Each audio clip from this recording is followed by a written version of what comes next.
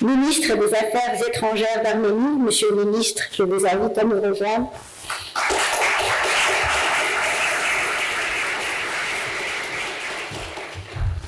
Donc je vais commencer par m'adresser à Alexandra Mavitchouk.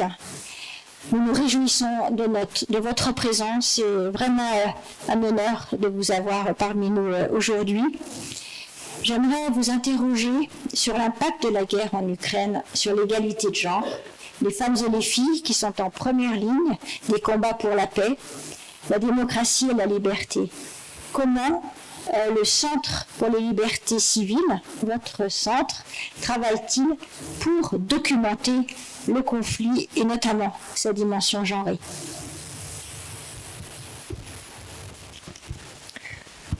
Thank you very much for providing me a floor. It's a huge honor for me to address to this distinguished audience. I'm a human rights lawyer, and I'm documenting war crimes in this war which Russia has launched against Ukraine for 12 years. While this war turns people into the numbers, what we are literally doing, we are returning people their names. Because people are not numbers, the life of each person matters. We have in our database more than 89,000 episodes of war crimes. And for sure, unfortunately, among this episode, there are a lot of crimes against women and children. But let me assure you that women in Ukraine, they're not just victims of this Russian war of aggression, they're fighters. I know enormous amount of fantastic women in different fields of society. Women document war crimes. Women take political decisions. Women join Ukraine armed forces. Women coordinate civil initiatives. Women are in the far front of this battle for freedom and democracy because bravery has no gender. And this war has a very vivid gender perspective. It's not just a war between two states. This is a war between two systems, authoritarianism and democracy. Because in democracy, women can perform any role they want in family and society, but in Russia and in authoritarian countries, women can perform only a assigned role for them in families and societies. And this is a basis for authoritarian regimes, because how people treat each other in society, it's always just a reflection what government can do towards its own people. And that is why in Iran, women are severely persecuted and jailed for wearing inappropriate clothes. In Afghanistan, women are prohibited to study in university and schools. And in Russia, even domestic violence was decriminalized because, once again, it's just a projection what government is doing towards its own people. So my main message today is that women must support women. Women must support women who are fighting in different fields of society, who are fighting in different countries, because their fight is our fight. They are fighting that our own daughters will never face a situation that they have to prove someone that they are also a human beings.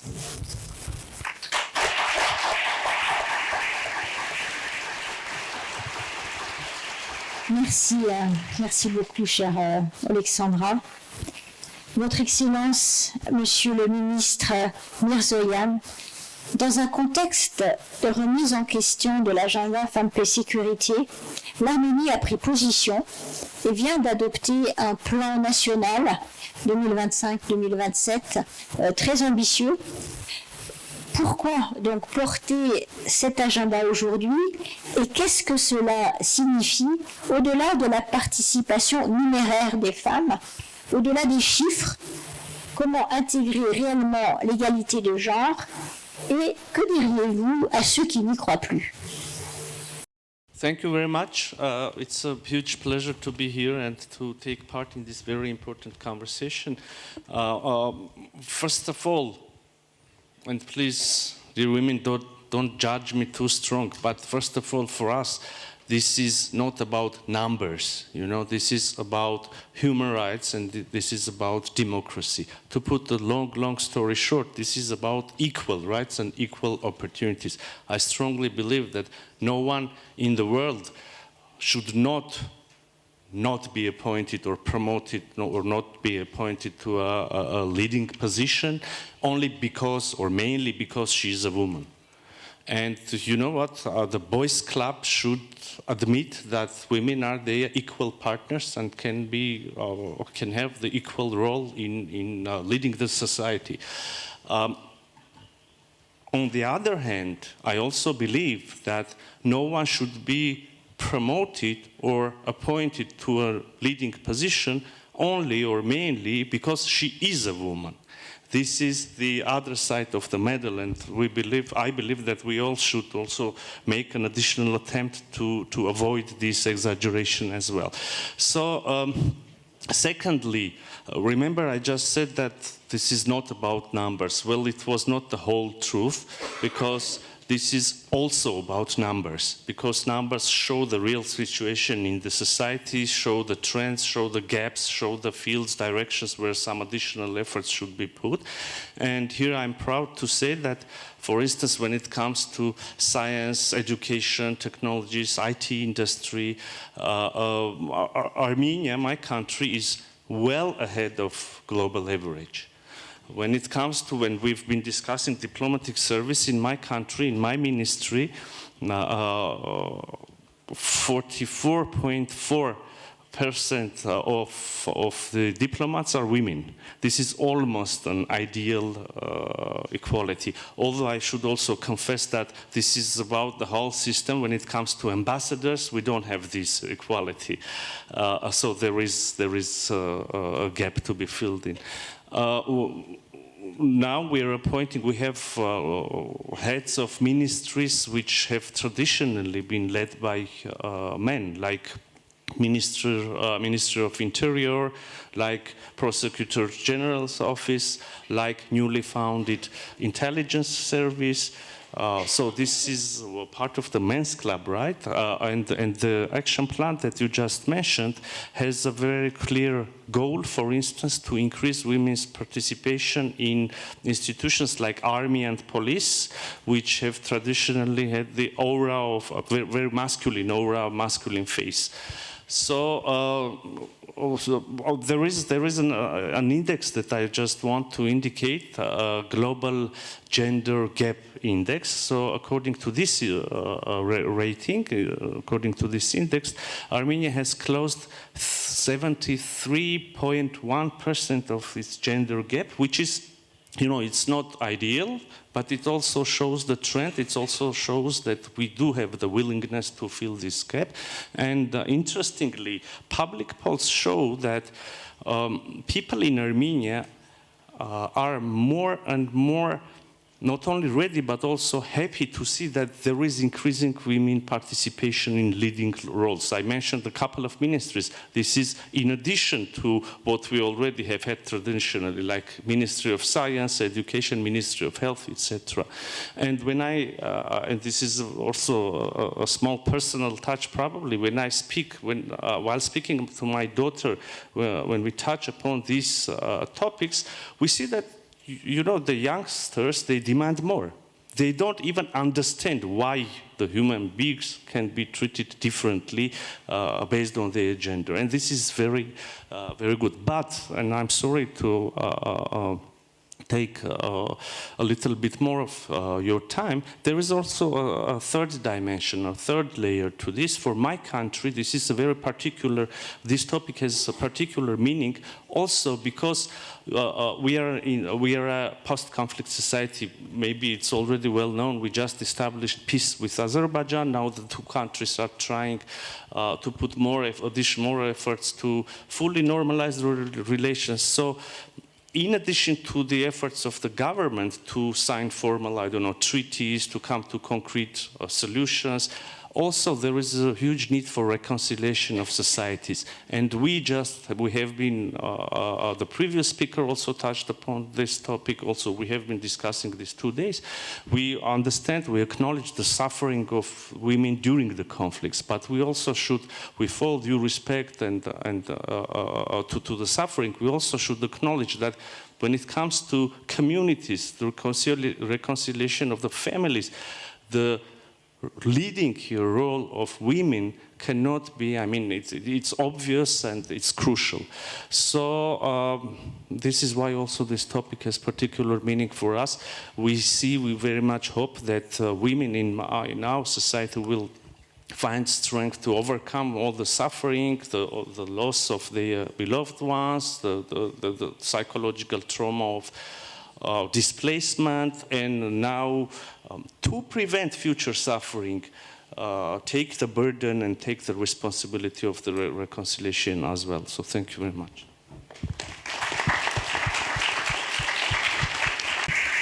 Merci Monsieur le ministre, et merci pour cette approche particulière aussi de votre agenda qui intervient juste après ce conflit. Donc, Monsieur le ministre Chris Elmore, dans un contexte marqué par cette montée des conflits et la polarisation internationale, l'engagement du Royaume-Uni en faveur de l'agenda femmes, paix et sécurité demeure un enjeu crucial, tant sur le plan des principes que sur des actions concrètes à l'échelle multilatérale. Face aux régressions des droits des femmes en période d'instabilité, aux blocages multilatéraux, quelle approche adopter selon vous et quelle marge de manœuvre aux Nations Unies, en particulier sur la participation significative des femmes et l'égalité de genre? Thank you very much indeed. I mean, I think for me and for the UK government, there are sort of three key areas. The first being around participation, which has been so eloquently put by the two representatives from the UN, and they're far better placed than I. But it is about the idea that when women participate in decision making, peace is more meaningful. And the best example of that is often quoted back at me is the peace process in Northern Ireland. You know, we have a very lived experience of where, not just at a government level, but women in communities that were there at the forefront of not just securing the peace, but ensuring that it was maintained and has lasted, with the occasional bump along the way in terms of the politicians, but actually within Northern Ireland, that peace has been sustained overwhelmingly by women. And it's why, as a government, we've supported women in peace talks in Sudan and the Philippines, because it's about those lived experiences and how they bring about a more meaningful outcome. And it's also where we see rebuilding efforts has been so aptly put by the minister. You know, it's about the long-term positions and the long-term outcomes that women have within that process. And part of the UN's work, of course, is around prevention. I was really pleased to be at United Nations High Level Week, where we talked a lot about prevention rather than just the aftermath of conflict. And actually, one of the key elements for the UK is really about trying to bring justice for survivors and ensuring that women are part of the conversation in preventing the sexual violence in the first place and being part of the Prevention of Sexual Violence Conflict Initiative. It's so incredibly important to us as a government, and specifically important to our new Foreign Secretary, Yvette Cooper, that has spent decades working in this field of tackling sexual violence against women and girls within the UK context, and wants to make that part of one of her key pillars as UK Foreign Secretary, that she increases that role globally, Britain's role in this globally. So that's another important part of these themes. And then, as has been mentioned by previous speakers, but sometimes repetition is important in these conversations so that people actually listen, is around emerging threats, and particularly in the online sphere.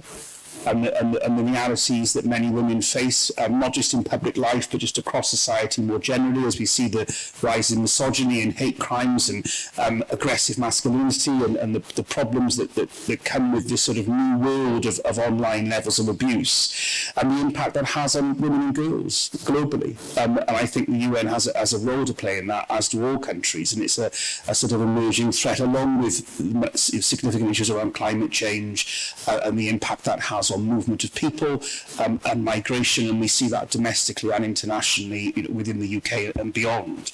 And as part of that, which I've sort of touched on, is that technology is, in essence, in some cases, fueling gender-based violence. So we need to be able to respond as global partners at a multilateral and in the domestic sense to ensure that we are keeping up with technology so that we can try and mitigate and stop and end and prevent these types of organised abuse, of violence, of coordinating rape, of all the elements that wouldn't have existed even 10 years ago, that are now very much part of what women are facing. And I think, as I've mentioned, sort of the final point around climate, it does disproportionately affect women. And my view is that if there are more women in the conversation to explain that impact, then I think it would actually bring about more meaningful change more quickly, because the decision-making would be sped up. I find in my lived experience after 17 years in elected politics, not just having women in the room makes better decisions. Frankly, they're just better decisions, full stop. And I think we need more of that in the broadest possible sense. So thank you very much. It's been an interesting day for me as a relatively new minister, but it's an important part of how we bring about long-lasting change and acknowledge the rollback and fight against it. Thank you.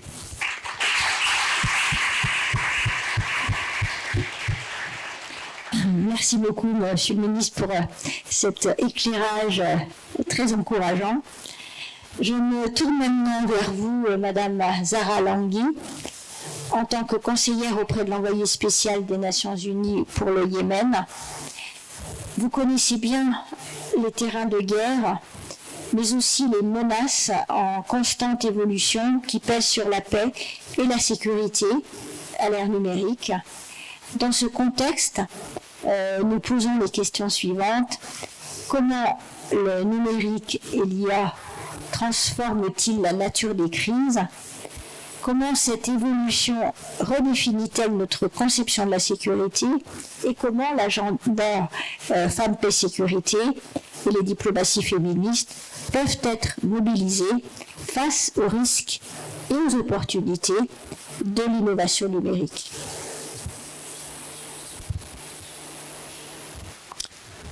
Thank you for the opportunity to speak here today on the intersection of feminist foreign policy, the women, peace, security agenda, and the transformative role of artificial intelligence. I will highlight the critical nexus of peace building, conflict, AI, and gender equality. Well, to address your first question on is AI a luxury for conflict zones, I would like to refer back and share with you a personal anecdote. Earlier this year, I was invited by the foreign ministry here, by my colleague Delphine O, as part of a strategic partnership with the Office of the Special Envoy to bring a delegation of Yemeni women to attend the AI Global Summit, which thankfully for the efforts of France, was focusing on inclusion this year. So we brought, as a delegation, the perspective of women, peace, and security. And I remember when I was on a panel to discuss multilateralism and how to regulate AI, I asked for the delegation of Yemeni women who came from across Yemeni cities and villages who had to go through a very difficult route from different cities to go to Cairo and then to come to Paris to stand up and for the public, the audience, to recognize them and to applaud their efforts. I must be frank that at first there was like skepticism, and that skepticism, I want to say, it's not only here in international fora or at the UN or even in the local communities of these women, attending AI summit, women from local communities, what do you get to say? What's the relevance? So a lot of people were skeptic at first, and especially for those of us who are here in the global north or in Western countries, Yemen only is featured as a country of conflict, as a country that is, if you have knowledge about it, it's related to the maritime security conflict in the Red Sea, or in the conflict between its non-state actor, the Houthis, and Israel, and the strikes that are going back and forth.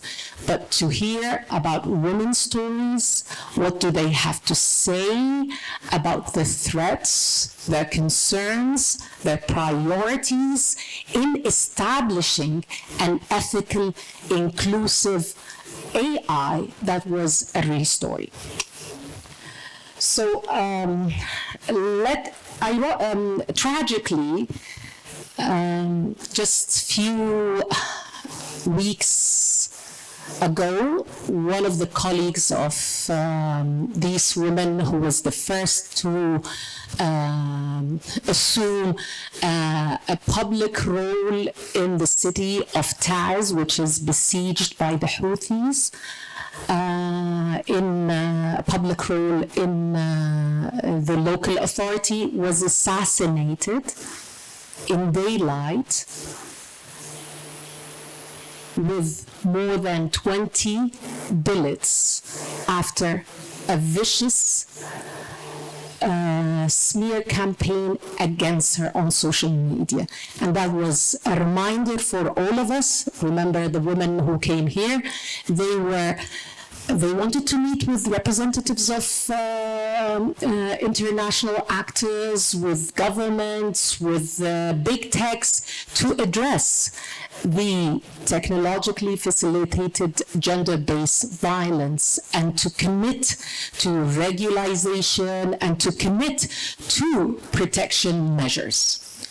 So that is, I put it there at the background. But then, why and what is the relevance of AI to the conflicts, and how is it reshaping the conflicts?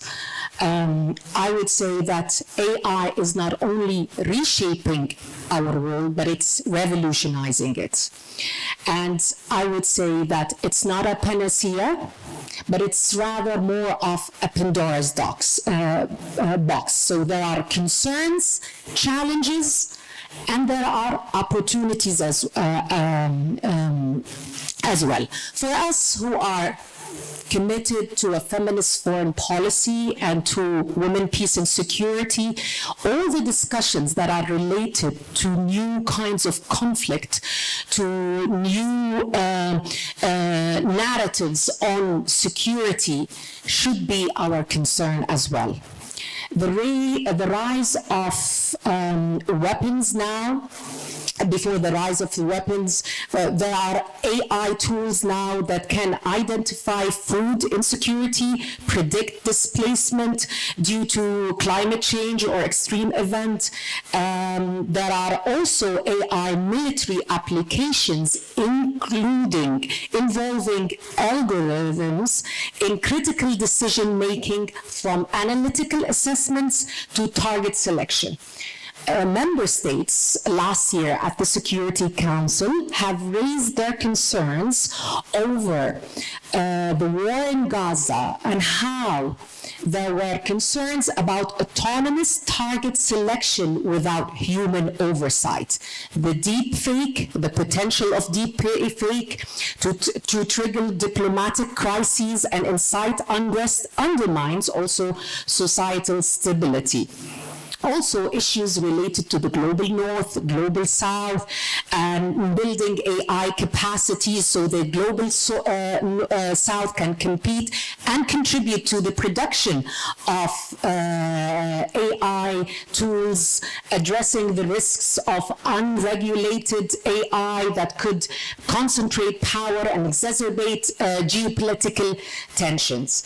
Issues related to ethical considerations, addressing disinformation, inclusive international mechanisms. These are all issues that are being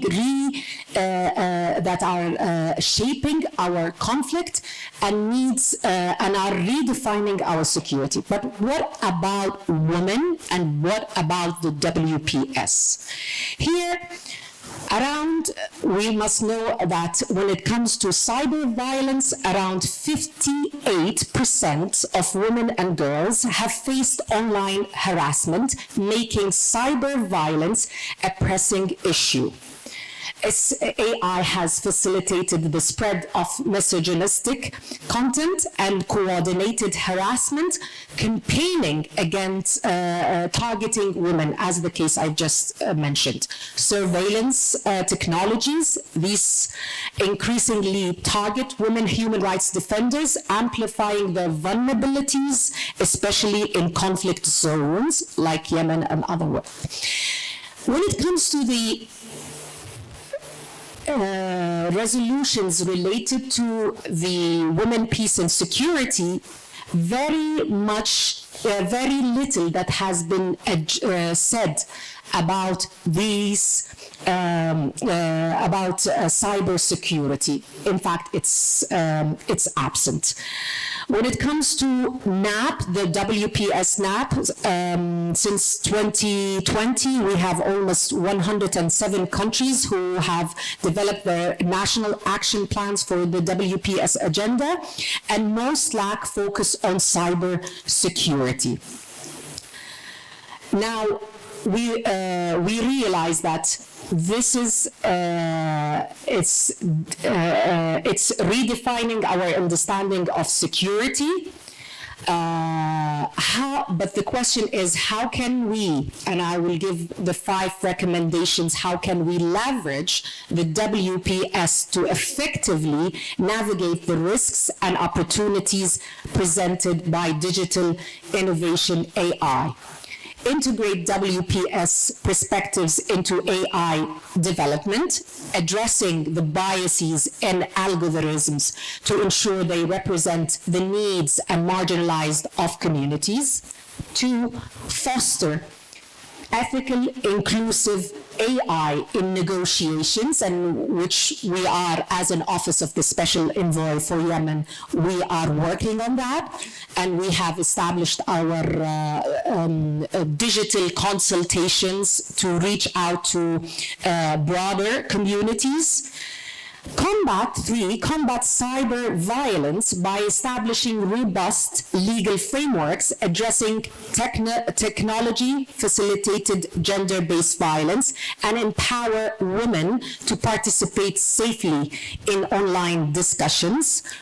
4, promote human-centric cybersecurity. We need to have a shift towards a human-centric approach, prioritizing people's safety and well-being in cybersecurity measures rather than focusing primarily on digital systems security. 5, and finally, human-centered military AI, urging member states to adopt a human-centered approach to military AI, ensuring compliance with international humanitarian law, preserving human judgment in critical decisions. I would like to conclude. Yes, you have with to. Just Please. yes, for this statement by the Secretary General, artificial intelligence without human oversight would leave the world blind, especially in the realm of global peace and security. In navigating the digital age, we must adopt a feminist foreign policy that combines the WPS, placing people at the center, with a commitment to ethical AI. Thank you. Thank you. Merci, chère madame. Madame Sandino, vous avez fait partie de l'insurrection des forces armées révolutionnaires de Colombie pendant 24 ans. Puis, vous avez été négociatrice et signataire de l'accord de paix de 2016 avec le gouvernement colombien. Vous étiez la seule femme porte-parole dans le processus de paix. En tant que femme, qu'avez-vous apporté de différent, à votre avis? Et croyez-vous qu'il existe une approche féministe de la résolution des conflits? Comment garantir une paix durable? Muchas gracias. Voy a hablar en español.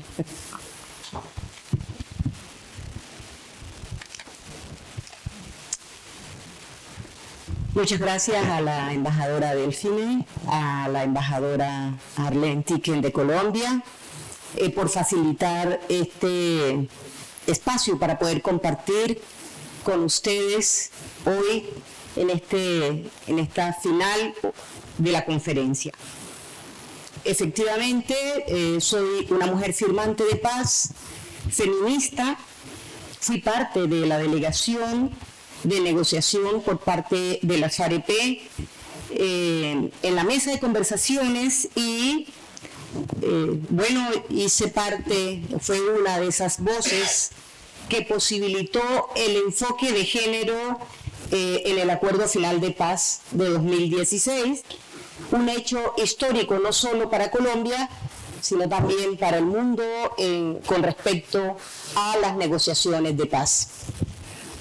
Y bueno, es justamente la pregunta que nos convoca, es decir, si se incorporó algo nuevo a la mesa de negociaciones cuando se incluyó el enfoque de género. La respuesta es un sí rotundo. Definitivamente sí.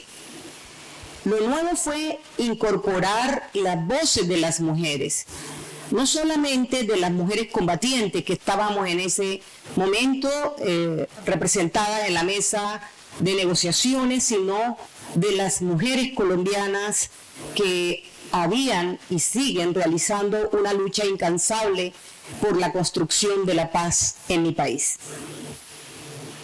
Lo nuevo fue incorporar esas resistencias que se han hecho a nivel histórico y las diversas voces, repito, de nosotras, las mujeres guerrilleras en ese momento, de las mujeres de los territorios, como las mujeres negras, indígenas, campesinas, que estaban luchando y que habían vivido el conflicto. Mi participación en la mesa fue profundamente política y profundamente feminista. Logramos constituir la subcomisión de género en plena negociación. Esto no estaba previsto al inicio de los diálogos, lo logramos en el transcurso de las negociaciones. Pues algo inédito, ¿no? Repito, ya en un proceso de paz. Desde allí trabajamos incansablemente porque el acuerdo hablara de nosotras, de las experiencias tanto en la guerra, pero también de las mujeres que vivían en los territorios y que padecían el conflicto de manera constante. Impulsamos el reconocimiento de las violencias específicas que viven las mujeres en estos conflictos, pero también el papel como sujetas políticas y de transformación. Ahora bien, si este enfoque de género nos permitió avanzar hacia un enfoque feminista de resolución de los conflictos, pues yo diría que permitió que lográramos esta vinculación de las mujeres con una perspectiva de derechos y feminista. Eso generó mucho ruido, mucha contradicción en nuestro país, un país que estaba marcado por la violencia, un país bastante conservador, en donde se considera un delito los derechos de las mujeres para ese momento del acuerdo de paz. Pero no basta únicamente con nombrar a las mujeres en el acuerdo, es decir, que fuéramos incluidas de manera transversal ahí en los acuerdos, sino que también es fundamental, no solamente para la experiencia nuestra, sino lo que sigue de ahí en adelante hoy en los conflictos y en las negociaciones de paz. Tienen que estar las voces de las mujeres, debe estar las mujeres con sus diversidades, es decir, las mujeres desde los territorios, las mujeres académicas, las mujeres negras, las mujeres indígenas, y tienen que estar en la toma de decisiones. Y bueno, una primera etapa, un primer proceso es lógicamente la negociación, que es fundamental, pero no es la única. La lucha ahí sigue luego por la implementación de esos acuerdos, por lograr materializarlos en la práctica y que ahí de nuevo las mujeres no sean excluidas, porque lo han sido históricamente. Un enfoque feminista en la resolución de los conflictos apuesta indiscutiblemente por la vida, por el cuidado. Hoy se ha mencionado medianamente el tema del cuidado en la construcción de la paz o en la resolución de los conflictos. El cuidado va ligado al cuidado de la vida, va ligado al cuidado del medio ambiente, a superar esas condiciones que hoy también padece el ambiente, producto de la guerra también, producto de las violencias. Ese enfoque feminista garantiza una justicia transicional en donde las agendas de las mujeres estén incorporadas, y no como reconocimiento tangencial, sino como también las mujeres participando en la construcción de esas agendas de la justicia transicional que se quiere para el país y para las mujeres en particular. Hoy en Colombia hemos aprendido que la mediación no solo ocurre en los grandes salones diplomáticos, y lo digo con mucho respeto por la labor que aquí se está realizando y que muchas de ustedes realizan en el mundo. Esa labor diplomática también se realiza, o esa labor de mediación, de resolución de conflictos se desarrolla también en los territorios. Y yo hoy quiero invitar a que den esa mirada hacia esas mujeres de los territorios que enfrentan la violencia, que enfrentan los conflictos, pero que no actúan únicamente como víctimas, sino que actúan de manera resolutiva, de manera de incidir para resolver, para salvar vidas, para salvar a la comunidad, para salvar sus propios cuerpos. Esas mujeres que hacen esta mediación incluso contra los mismos o ante los mismos grupos armados, y que llegan o están allí donde incluso el Estado no alcanza a llegar o no hace presencia. Pues esa voz es la que yo invito a que sea escuchada también en escenarios como estos, que ustedes desde la cooperación, desde la diplomacia, puedan tener esa diplomacia feminista que ha avanzado, puedan tener una mirada también hacia esas mediaciones comunitarias y feministas que realizan las mujeres en los territorios, mujeres igualmente firmantes de paz, y que hay que buscar también que las mujeres de los grupos todavía hoy armados que quieran hacer un tránsito, que quieren buscar un diálogo, esas voces igualmente sean escuchadas. Finalmente, yo les invito que esta diplomacia feminista pueda hacer ese ejercicio, que sea además un ejercicio estratégico, que pueda conminar a esta violencia hoy global, que son las voces que se escuchan. Ustedes aquí han mencionado cómo los presupuestos se invierten en la guerra, cómo se agudiza esta confrontación, pues esa diplomacia feminista puede incidir para que se escuchen las voces de la paz, las voces de las mujeres, con las agendas de las mujeres, porque como lo decimos en Colombia, la guerra debe terminar con la acción directa de las mujeres, pero también la paz debe construirse con la voz, la participación efectiva de las mujeres. Muchas gracias a ustedes.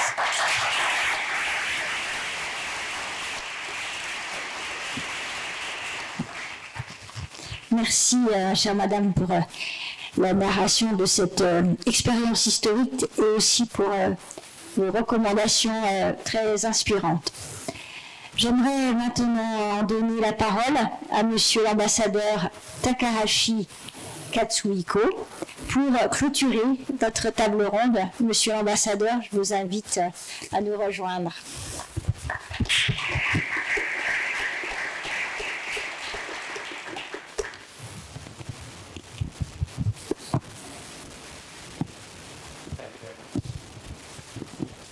Distinguished ministers, excellencies, ladies and gentlemen, it is a great honor for me to give you a chance to make a concluding remarks at today's session in the capacity of co-chair of the Focal Points Network of WPS.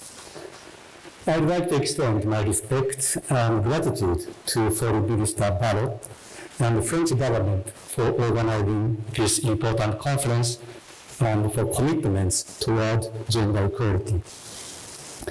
I would also like to extend my deep gratitude to all the panelists for their engaging and thought-provoking statements related to WPS agenda, especially in the light of conflicts and emerging challenges that we are facing across the world today. In meeting related WPS, I always feel strongly that without knowing what actually happening on the ground, we cannot create good action plans. Ladies and gentlemen, just 2 days ago, Japanese parliament elected Ms. Sanae Takaichi as a prime minister, and she became Japan's first female prime minister. Today's meeting is timely and appropriate for Japan to reiterate our resolve to continue our effort towards gender equality and women's empowerment, which is one of the most important elements to promote peace and prosperity both at home and abroad. As conflicts multiply and the foundation of the international order are being tested, it has become even more crucial to integrate the WPS perspective into every aspect of our policies. Japan has been placing WPS at the heart of its foreign policy from this viewpoint. We are also applying the WPS approach to disaster risk reduction and emergency response as natural disasters occur frequently in Japan. In our current National Action Plan on WPS, we set disaster risk reduction as one of the main pillars, and in close cooperation with relevant ministries and partners, we have been implementing and sharing these efforts both domestically and internationally. I had a chance to take part in the WPS meeting organized by ASEAN, and I hear from the ASEAN countries that they also pay much attention on the aspect of disaster risk reduction in preparing their national action plan on WPS. As the effects of climate change intensify, women and girls are often placed in disproportionately vulnerable situations. Therefore, applying the WPS perspective in the context of disaster prevention and management is both meaningful and necessary. Ladies and gentlemen, This year, Japan is honored to serve alongside with Norway as the co-chair of the WPS Focal Points Network. Please allow me to highlight what we are doing in this anniversary year. To commemorate the 25th anniversary of UN Security Council Resolutions 1325, the network operates under the theme, Deepening WPS Commitments for Action, Advancing Peace and Security through Innovation and Implementation. In fulfilling our responsibility, we are deeply grateful to UN Women, headed by Ms. Shimabahus, for serving as a network secretariat and for its invaluable support throughout this year. Shukran lakum. At the Tokyo meeting held in February, participants explored ways to further expand the WPS agenda, including its application to new and emerging issues, including disaster management, artificial intelligence, and cybersecurity. The discussion highlighted the importance of promoting women's leadership and participation in these areas and underlined the potential of AI and digital tools to facilitate greater engagement of women in peace and security efforts. The second meeting was held in Oslo in May. That meeting generated rich discussions around the inclusion of women in peace building and peace negotiations and how these roles are recognized and supported. During the outcome of the Tokyo and Oslo meetings, we hosted a high-level WPS FPN side event during the UN General Assembly High-Level Week in New York last month. At this event, many countries, including several at the ministerial level, reaffirmed their commitment in advancing WPS on the occasion of the 25th anniversary, demonstrating our shared political will to move forward together. I find this conference hall some of the faces who took part in the meetings in Tokyo, Oslo, and New York, and I really want to express my gratitude for your participation. The network aims to promote stronger global commitment to WPS by sharing best practices and lessons learned among participating countries and organizations. Now, the Focal Points Network has grown to include 106 countries and organizations, serving as a vital platform to promoting WPS globally. We sincerely welcome further participation to this network from new partners. October this month is the month of the adoption of Resolution 1325 25 years ago, and I understand that numerous events are taking place in various locations. Recent open debate on WPS at the UN Security Council in New York is one example. I hope these discussions will build even greater global momentum for the advancement of the WPS agenda. Ladies and gentlemen, today we are witnessing growing backlash against gender equality and women's rights around the world, as previous speakers already pointed out. Precisely because of these challenges, the steadfast implementation of the WPS agenda is more important than ever. Women's participation in decision-making across all stages from prevention to response and recovery is essential to achieving sustainable peace. And we must also remember that WPS agenda is not something to be activated only in time of crisis. It must be pursued continuously, even in times of peace. We must deepen our collective commitment to implement WPS across the globe. Planning is important, but implementation is more important. Governments, international organizations, civil society, and partners across generations must work hand in hand to translate our shared commitments into concrete actions at the national, regional, and international levels. Japan, drawing on our experience as co-chair of the WPS Focal Points Network, will continue to stand with all of you in advancing women's rights, equality, and justice, and in ensuring the effective implementation of WPS and the realization of gender equality worldwide. We are looking forward to continue working together with all of you. Thank you very much.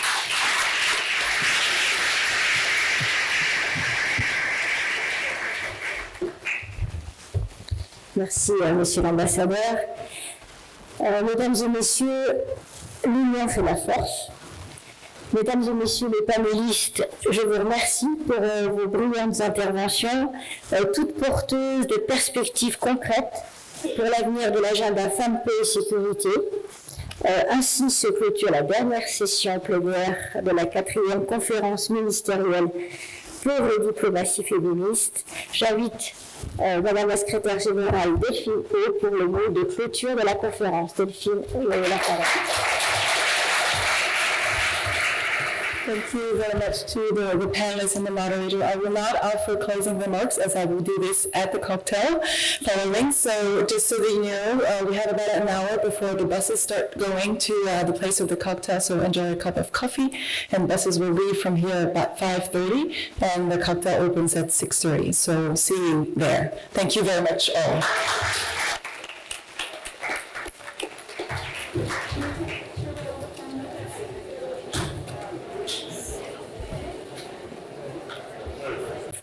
The network operates under the theme, deepening WPS commitments for action, advancing peace and security through innovation and implementation.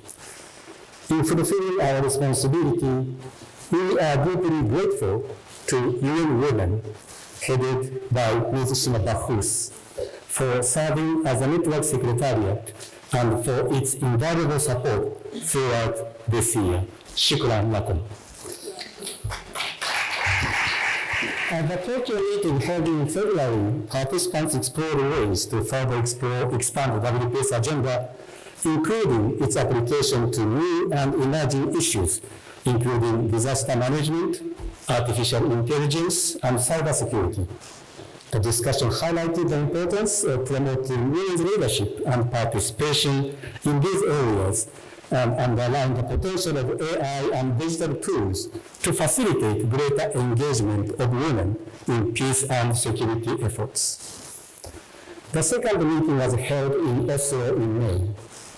That meeting generated rich discussions around the inclusion of women in peace building and peace negotiations and how these roles are recognized and supported.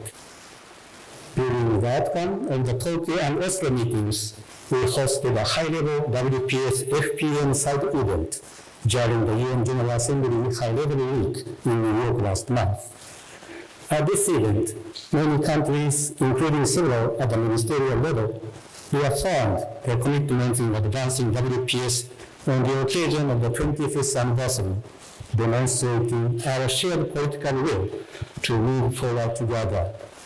I found this conference hall some of the faces who took part in the meetings in Tokyo, Oslo, and New York, and I really want to express my gratitude for your participation. The network aims to promote stronger global commitments to WPS by sharing best practices and lessons learned among participating countries and organizations. Now, the Focal Points Network has grown to include 106 countries and organizations, serving as a vital platform to promoting WPS globally. We sincerely welcome further participation to this network from new partners. October this month is the month of the adoption of Resolution 1325 25 years ago, and I understand that numerous events are taking place in various locations. Recent open debate on WPS at the UN Security Council in New York is one example. I hope these discussions will build even greater global momentum for the advancement of the WPS agenda. Ladies and gentlemen, today we are witnessing growing backlash against gender equality and women's rights around the world, as previous speakers already pointed out. Precisely because of these challenges, the steadfast implementation of the WPS agenda is more important than ever. Women's participation in decision-making across all stages from prevention to response and recovery is essential to achieving sustainable peace. And we must also remember that WPS agenda is not something to be activated only in time of crisis. It must be pursued continuously, even in times of peace. We must deepen our collective commitment to implement WPS across the globe. Planning is important, but implementation is more important. Governments, international organizations, civil society, and partners across generations must work hand in hand to translate our shared commitments into concrete actions at the national, regional, and international levels. Japan, drawing on our experience as co-chair of the WPS Focal Points Network, will continue to stand with all of you in advancing women's rights, equality, and justice, and in ensuring the effective implementation of WPS and the realization of gender equality worldwide. We are looking forward to continue working together with all of you. Thank you very much.